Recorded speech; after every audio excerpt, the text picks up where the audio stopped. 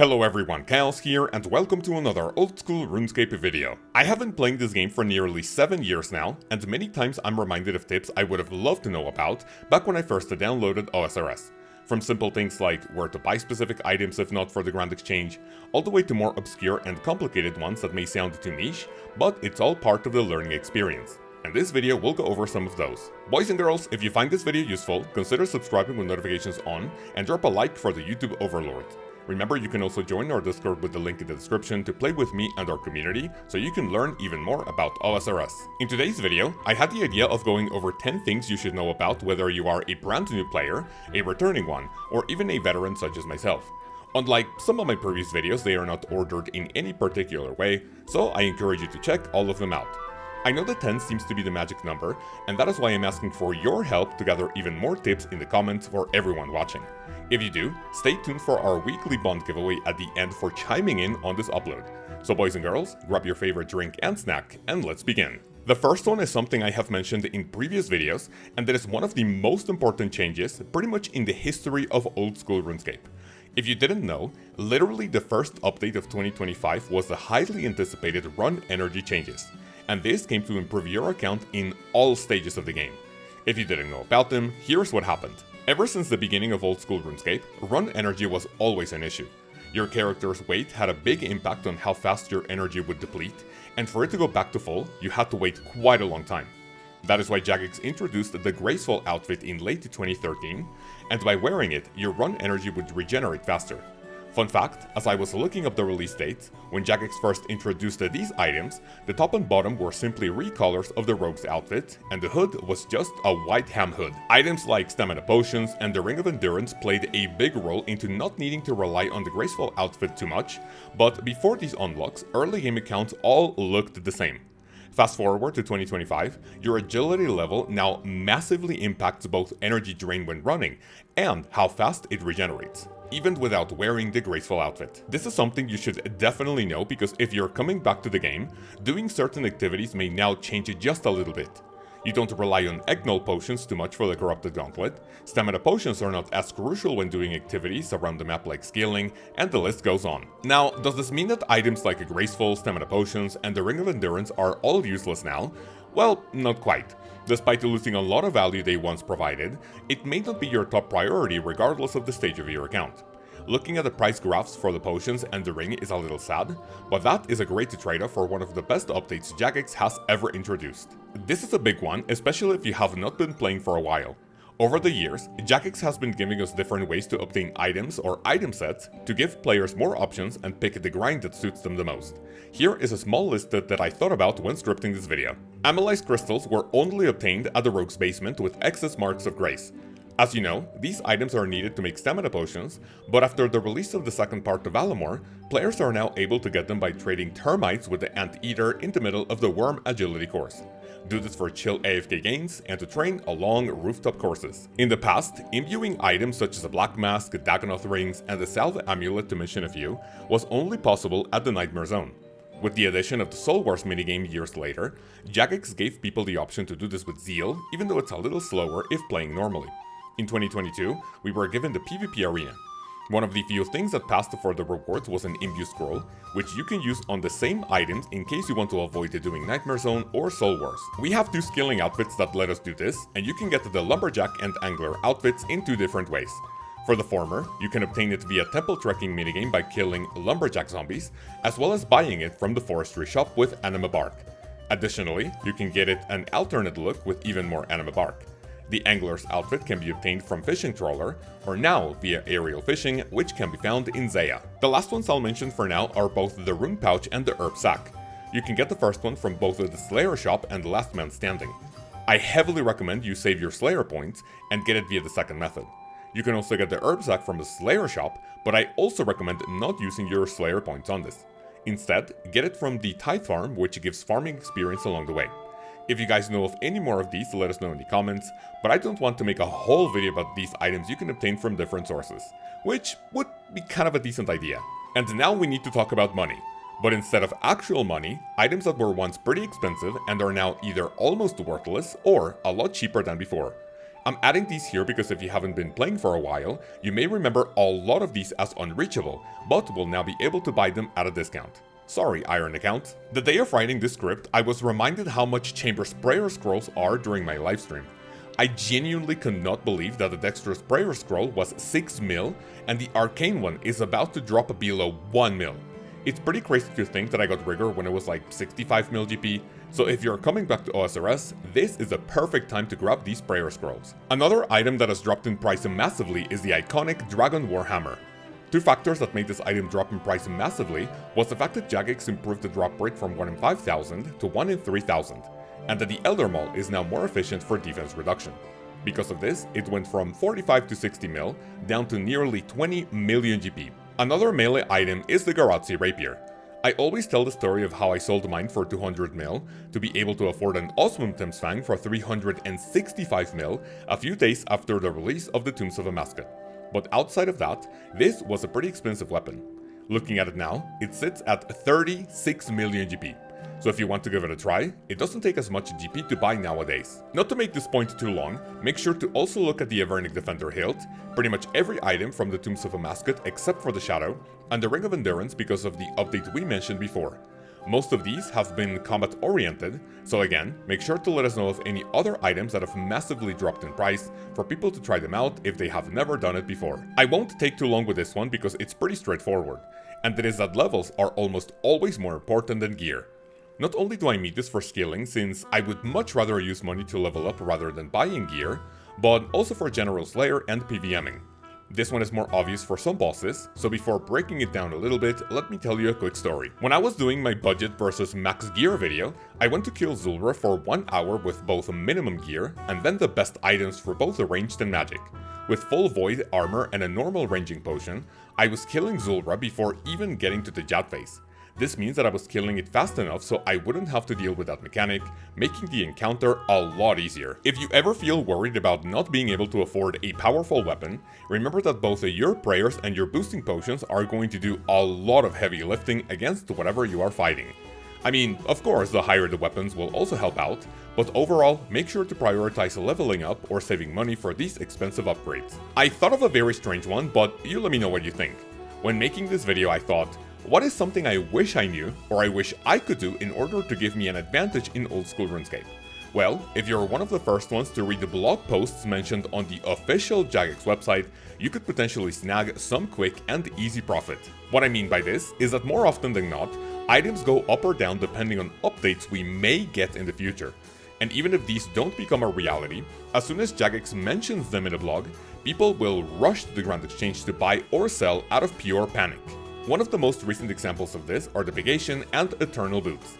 As soon as one of the 20 Delph boss rewards went live mentioning a new pair of best in slot boots which were going to be made with all 3 Cerberus boots, these two in particular spiked in price within hours or even minutes of the blog.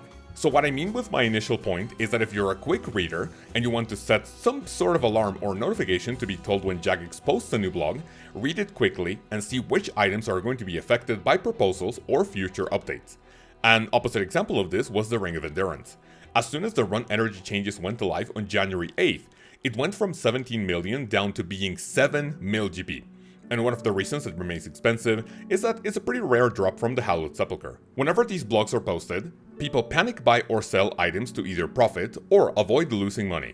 You can take advantage of this by buying things before they spike, or doing so at a lower price when people panic buy them, and wait for things to stabilize to sell again for profit. Remember, I'm not a financial advisor, but if I didn't live in Mexico where these blogs are posted at like 5 AM in the morning, I would definitely be one of the first ones to read and take advantage of the market. This is a funny one I just have to mention, because it will save you at least some brain cells, and it is the fact that if you get something from the rare drop table, especially from a boss, that doesn't mean that you got something rarer than the pet. For those of you who don't know, a ton of monsters in the game are able to drop items from a specific list called the rare drop table. This was added back when things like gems and dragon spears were valuable, and landing on those drops was considered lucky. Nowadays though, if you get a shield left half from a boss, you may quickly message your Discord server showing how unlucky you are. We like to joke about it on my clan and on my Discord, which by the way you should totally join, and a lot of these items are technically considered rarer than the pet. In reality, it just means that you landed on the monster's rare drop table roll, and then a separate roll for the actual item. No, that dragon spear from Zulra doesn't mean that you could have gotten 3 pets in that roll, but it's just something funny to joke about. One final note, I wonder if Jagex ever plans on reworking this, but I can definitely see it as something the community wouldn't like. Not only would it give it actual valuable items for you to really want to land at that table, but it would take away our meme of getting a drop that could have been multiple pets. Up next, remember we have hybrid training methods in old school RuneScape to take care of at least the 2 skills at once, even if it's AFK and slow. I could potentially make an entire video about this in the future if you guys like, so if I don't mention your favorite hybrid training method, let me know in a comment. One of the oldest ones is Barbarian Fishing. This skill is AFK for the most part unless you do something like Temporos, but remember that by training here, you will also be getting passive agility and strength experience. Now, even at levels 80 or 90 plus, XP per hour for those skills won't go higher than like 7 or 8k, but if you decide to make fishing as one of your first 99s, you'll gain quite a few levels passively. A super click intensive method I haven't done since my 2023 fishing guide is drift net fishing. This is a lot faster for both fishing and hunter, but when I was making my guide, it just didn't really catch me. This is something I would definitely recommend trying at least for a bit, even though I wouldn't do it myself. You have a few magic spells that not only give magic experience, but in other skills as well. In the Lunar Spellbook, you have Spin Flax, Super Glass Make, and String Jewelry that will give you crafting experience. The Archaeus Spellbook has the Grime and the Demonic Offering for both Bones and Ashes. Respectively, they give Herblore and Prayer experience depending on what items you use. I know this list may not be massive, which is why I'm thinking about making a video about it, but again, if you feel like I missed something important, do let me know. Remember to always do your research and see if you can actually kill 2 birds with 1 stone, and get some progress done towards multiple skills at once for the grind to be at least a little shorter. This one is mostly for Ironmen, but main accounts could also heavily benefit from it. I think we all have been in this position. You're grinding through the mid or late game, and your bank account is dangerously close to maximum capacity. Even if you throw useless items away, you may still feel kinda tight on bank space. So what do? First off, you can go to the wise old man in Draenor Village, and he will be able to tell you which items in your bank are 100% useless, so you can get rid of them. Keep in mind that some of these items could be what I call token items, and if you get rid of them, you will never get them back. I still keep a demonic sigil from Shadow of the Storm, and the penguin ID card from Cold War. If you didn't know, you can also talk to any banker in the game to be able to buy additional bank space. The first few slots are pretty cheap, but buying max capacity goes for a total of around 900 million GP. Sounds expensive, but you should be fine with the first 2, 3, or 4, which get you 120 bank spaces for only 10 million GP. If you still find yourself needing space, the POH has a room which is able to store a ton of items. If you haven't, go check out my POH guide to learn more about it. The custom room is able to store items like capes, scaling outfits, armor sets, clue items, and even holiday items in case you don't want to go with Yango to reclaim them. The last one is a little tool called Stash Units. When doing clue scrolls, you have boxes near emote clue steps which can store items needed for a said step. Instead of keeping them in your bank, build a stash unit to keep them there forever, and go to the step without needing to get the items from your bank. If you like Slayer, you may have tasks you prefer doing over others. I personally like tasks where I can kill a boss that drops a pet, or AFK ones to pay barely any attention. I say this because there's a way of having a better chance of landing on a Slayer task you want, and spend less points cancelling them. I go over this in greater detail on my most recent Slayer tips video, but the summary is this. Think of a Slayer task you want to get. Something AFK, a task for chances at superior creatures that drop the imbued heart, bosses, Necreals or Smoke Devils to barrage, you name it. Go to the wiki page of the Slayer master that can assign those tasks and do the following. Check the value on the rightmost column of the table. The number called weight is basically how likely you are to get a task. The higher the number, the higher the chance. Imagine you want Tazar tasks for the Fight Caves or the Inferno from Steve. Tazar has the highest chance to be assigned, so you want to block tasks that also have a good chance to be assigned like Abyssal Demons, Black Demons, or Bloodvelds. If you haven't already, don't give them the ability to assign tasks which they can only give you by unlocking it from the store. This will naturally block these tasks and you have a higher chance to land on whatever you want. This was a very brief explanation, so again, go check out my Slayer video for more information. This next one is also something I mentioned in a previous video, and it is that when you are training a skill, whether it be a 99 or an achievement diary task, especially if it's a higher level, you have to know what methods you like the most in order to make the grind as tolerable as possible. I mean, sure, we have mining methods that give upwards of 110,000 experience per hour, fishing methods that go up to around 120k, and another crazy one like 1.5 tick teaks, which give around 200,000 experience per hour if done at maximum efficiency. I'll say that the only way I ever did any of these was for my 1 to 99 guides, because performing them for even 30 minutes looked like an absolute nightmare. To me, a method you can stomach doing for anywhere between 1 and 6 hours for a lower experience per hour is much better than a method you can only do for less than an hour that makes you want to low alch yourself. Some people may get over things quickly, and others may simply enjoy OSRS as a second monitor game. When you're training, I recommend setting a daily experience goal for whatever achievement you want, and make sure to track your gains to know if you're ahead or falling behind.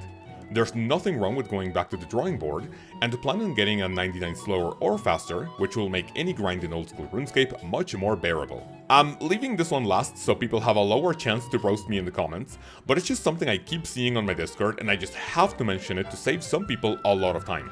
I have also briefly mentioned this in past videos, and that is that if you have the ability to spoil yourself, get membership with real money, and maybe buy a few bonds for your early game. It may sound crazy that I'm encouraging or even incentivizing legal RWT with Jagex, but hear me out. Over the years, I see people showing up on our Discord asking about the early game, and even free-to-play moneymakers.